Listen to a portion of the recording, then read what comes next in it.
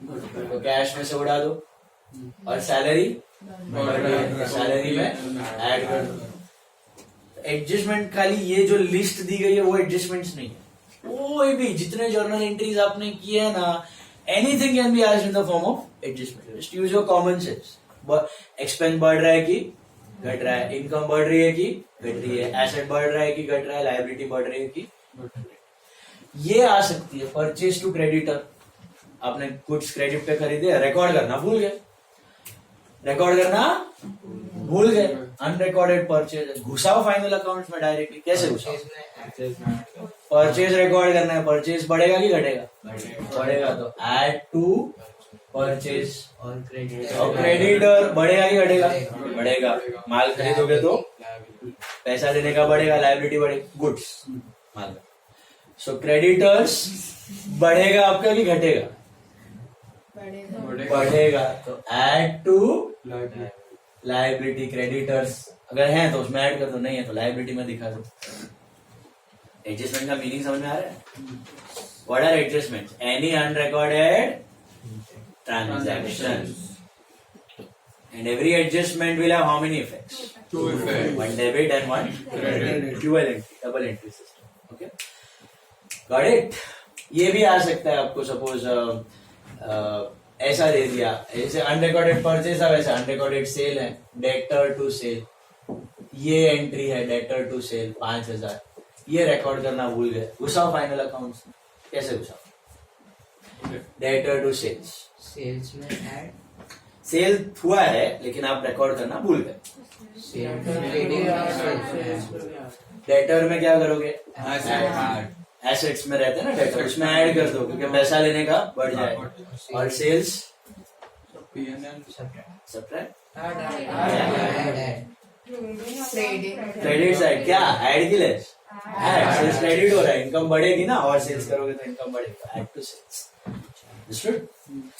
यही लॉजिक है। Expense debit हो रहा है तो बढ़ेगा, इनकम क्रेडिट हो रही है तो बढ़ेगा, एसेट डेबिट हो रहा है तो बढ़ेगा, क्रेडिट हो रहा है तो घटेगा, इनकम क्रेडिट हो रही है तो बढ़ेगी, डेबिट हो रही है तो घटेगी। वही देखना है, एसेट लायबिलिटी इनकम एक्सपेंस बढ़ रहा है कि एक्सपेंस बढ़ रहा है तो उसमें ऐड करो, घट रहा है तो उसमें से माइनस करो, क्रेडिट हो रहा है तो माइनस करो, इनकम क्रेडिट हो रही है बढ़ रही है तो ऐड कर दो, डेबिट हो रही है तो माइनस कर दो। समझ आया? तो आगे और भी एडजस्टमेंट देखेंगे, फिलहाल ये चार बताओ मुझे। डेप्रीसिएशन कैसे घुसाओगे डेप्रीसिएशन को फाइनल अकाउंट्स में? What are the 2 effects of depreciation? Depreciation में add expense, P&L debit and assets subtract. Asset कम हो गया, समझ में आ रहा है? नहीं आता तो एंट्री फ्रेम करो, depre to asset, depre expense, P&L debit, asset घटा तो माइनस। अप्रिसिएशन एसेट में एसेट बढ़ेगा और P&L credit, income indirect income. समझा? आउटस्टैंडिंग एक्सपेंस क्या करोगे? आउटस्टैंडिंग एक्सपेंस जो भी एक्सपेंस है उसमें ऐड टू लेस, ऐड का आउटस्टैंडिंग मतलब दिमाग में फ्रेम करो, 10 का 12 बनाना, 10 का 12 बनाना है तो ऐड ही होगा। एंड सेकंड इफेक्ट लायबिलिटी देना बाकी है, और प्रीपेड एक्सपेंस 14 का 12 बनाना है तो माइनस ही करना पड़ेगा, घटाओ। और क्लोजिंग स्टॉक के जैसा एसेट है, नेक्स्ट ईयर काम आएगा। एग्जाम्पल फ्रेम करो, आउटस्टैंडिंग मतलब 10 का 12 करना है, प्रीपेड मतलब 14 का 12। सिंपल। सम्स ले लो, सेकेंड सम ले लो सब लोग, sum number 2, let's mark it, page 115, page 115 sum number 2। पहले मार्किंग्स कर लो, फिर ड्रॉ करो, मैं ड्रॉ करूंगा तब ड्रॉ कर लो आप। पेंसिल ले लो फटाफट और मार्क करो, कैश इन हैंड किधर जाएगा? ऐसे 115 वंदना जी, 115 वंदना जी, वंदना वंदना मिला। सन्ड्री डेट पहला cash in hand, what is cash in hand? Asset. Sundry debtor asset, bills receivable asset, opening stock what is opening stock? कहाँ से टपका? लास्ट ईयर का क्लोजिंग स्टॉक, लास्ट ईयर बच गया था वो ये साल यूज हो जाए और बिक जाए. So trading debit first expense. Understood this? Purchases trading debit, sales return Trading credit minus sales. Minus from sales trading credit, income को कम करता है. Salaries PLD, wages TD, advertisement PNL debit, discount allowed PNL debit, machinery asset, only carriage Trading TD, debit. Only carriage is trading debit direct. Insurance PNL debit, insurance what happened? Insurance मतलब insurance premium, expense, sorry PNL debit expense. What did you से? समझा? Insurance factory insurance है तो trading debit, normal insurance है तो PNL. Drawings less from capital. Octroi duty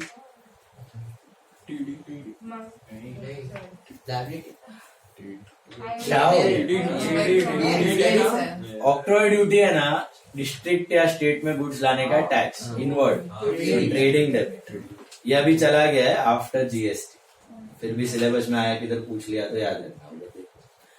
furniture asset, office rent PNL debit, bank loan liability, creditor liability, sales Trading trading credit ना कमानी हुआ है साल का. Purchase returns purchase less from purchase TD minus, bills payable liability, discount received PNL credit, capital internal liability. Closing stock of goods on 31st March 2010 was 21,000. एक ही value दिया तो अपने को एक ही, सपोज दो वैल्यूज दिया, एक 21 एक 25, लोअर वाला कम वैल्यू पे ही करना है closing stock. What are the two effects of closing stock?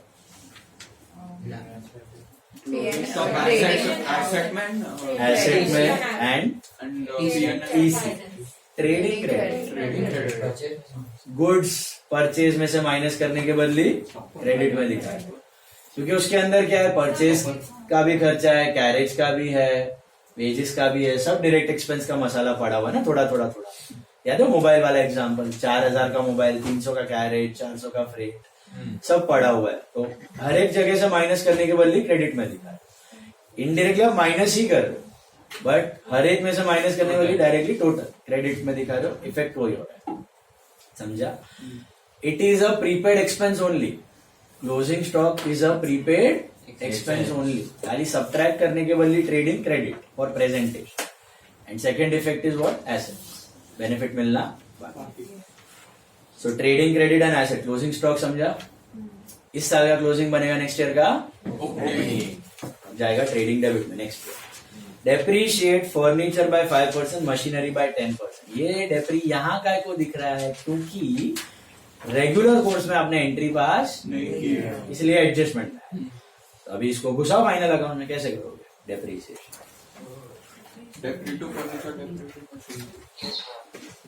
तो एंट्री नहीं चाहिए अपने को चाहिए इफेक्ट, प्लस माइनस. कैसे डालो? एक तो पीएनएल डेबिट में जाएगा डेप्रीशिएशन, और minus from furniture and minus from machinery. लिख दो वहां पे, minus furniture minus machinery. Asset में से माइनस करना है कि प्लस करना है? को माइनस घटा and PNL debit expense. Outstanding salary and outstanding wages, दोनों आउटस्टैंडिंग. तो एक्सपेंस में ऐड करना है कि लेस? काहे ऐड करना है? पैसा एक्सपेंस इनकर हो गया है, पैसा देना एक्सपेंस तो इनकर हो गया है, तो एक्सपेंस में ऐड करो. समझा? तो add to salary, add to wages. And what is the second effect? Liability. दोनों लायबिलिटी है, आउटस्टैंडिंग मतलब लायबिलिटी. समझा कि नहीं? इसका मतलब क्या है? ऊपर देखो, आपको सैलरी दिख रही है ऊपर 11,000, तो आपकी एक्चुअली साल की सैलरी है ना 12 है, आपने पे किए 11. तो आप 1000 क्या करो उसमें ऐड करो, तब जाके वो 12 बनेगी ना, टोटल खर्चा अप्रूव है। वैसे ही वेजेस ऊपर दिख रहे हैं आपको कितने वेजेस 2000 दिए हुए हैं। एक्चुअली आपके वेजेस काम 2000 का नहीं हुआ, काम 2500 आपने 2000 पे, उसको बढ़ा के कितना बनाओ 2500 ऐड लायबिलिटी पैसा देना बाकी है। तो add to salary, add to wages and LL liability, दोनों का second effect LL. Prepaid insurance 300 रुपए माइनस इंश्योरेंस और माइनस काय को करने का, पहले ज्यादा पे गए। इंश्योरेंस ऊपर दिख रहा है आपको, कितना दिख रहा है 1800 18, ये दिख रहा है। ये बिजनेस ने क्या किया है, इंश्योरेंस टू कैश 1800 मार दिया। आलसी लोग क्या मारा है, इंश्योरेंस टू कैश 1800। करना था क्या आपको, करना था ये इंश्योरेंस टू कैश 1500 और बाकी 300 नेक्स्ट ईयर का है ना, तो प्रीपेड इंश्योरेंस टू कैश 300 ऐसा करना। लेकिन ये लोग ने क्या मारा, इंश्योरेंस टू कैश 1800। तो आप एडजस्ट करो, अब क्या करोगे, अभी 300 माइनस कर दोगे एंड किधर डाल दोगे, एसेट में। उसकी एंट्री है प्रीपेड इंश्योरेंस टू एसेट बढ़ा, एक्सपेंस 300 से। अंडरस्टूड। इस साल का एक्चुअल एक्सपेंस कितना है इंश्योरेंस का, एक्चुअल 1500, बाकी 300 किसका है, नेक्स्ट ईयर का है। इफेक्ट समझ में आई। क्या करना है, प्रीपेड ऐड की लेस, पक्का लेस, ज्यादा पे कर दिया तो लेस एंड एसेट्स, तो less from insurance and assets. अब एक और चीज करनी है, ये नया हो रहा है, ये समझ से आपके पास क्या करना है आपको, जो जो चीजों में आपने प्लस माइनस करना है ना, उन चीजों पे डॉट्स डालना है। क्या डालने हैं, डॉट्स। तो सबसे पहला क्लोजिंग स्टॉक तो कुछ प्लस माइनस होता नहीं है, डेप्री होता है। फर्नीचर पे माइनस करना है ना, तो फर्नीचर के बाजू में ऐसे डॉट डालो। ये देखो ये फर्नीचर है, इधर एक ऐसा डॉट डाले, उटर डॉट फर्नीचर के बाजू। फिर मशीनरी, मशीनरी से माइनस करना है, तो मशीनरी के बाजू में ऐसा डॉट, फर्नीचर के बाजू में एक डॉट, मशीनरी के बाजू में एक डॉट। देखा। सैलरी और वेजेस में ऐड करना है ना आउटस्टैंडिंग, तो सैलरी किधर गया, ये रहा, उसके बाजू में एक डॉट, वेजेस किधर गया, उसके नीचे है डॉट। फिर प्रीपेड इंश्योरेंस, तो ऐसा 5 डॉट मिलेगा आपको, एक सैलरी, वेजेस, मशीन, इंश्योरेंस और फर्नीचर। या डॉट का क्या उपयोग है आपको सम के साथ पता चलेगा, ड्रॉ कर लो। नहीं किया फटाफट। क्या नाम है, किसके बुक्स में लिख रहे हैं, देख लो बराबर से। वंदना, वंदना जी के बुक्स में लिखना हम लोग।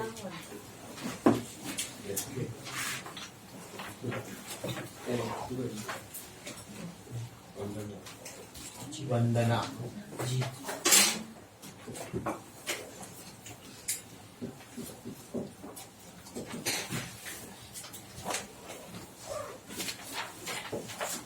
योर एंडिंग क्या है, 31,310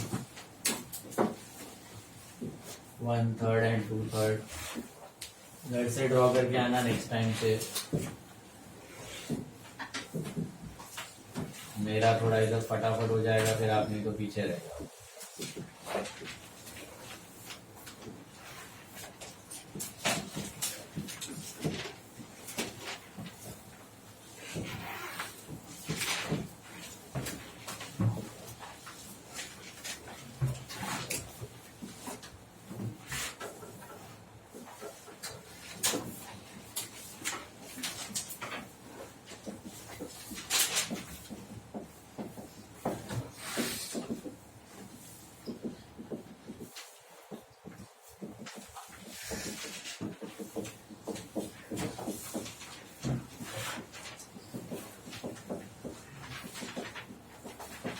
बैलेंस शीट में DRCR मत लिखना।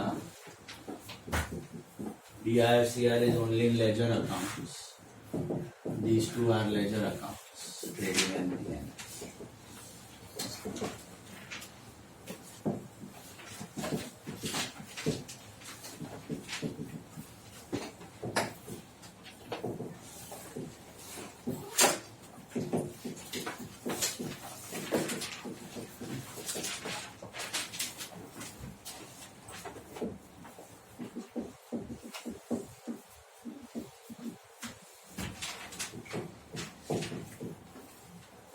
items you can write and keep.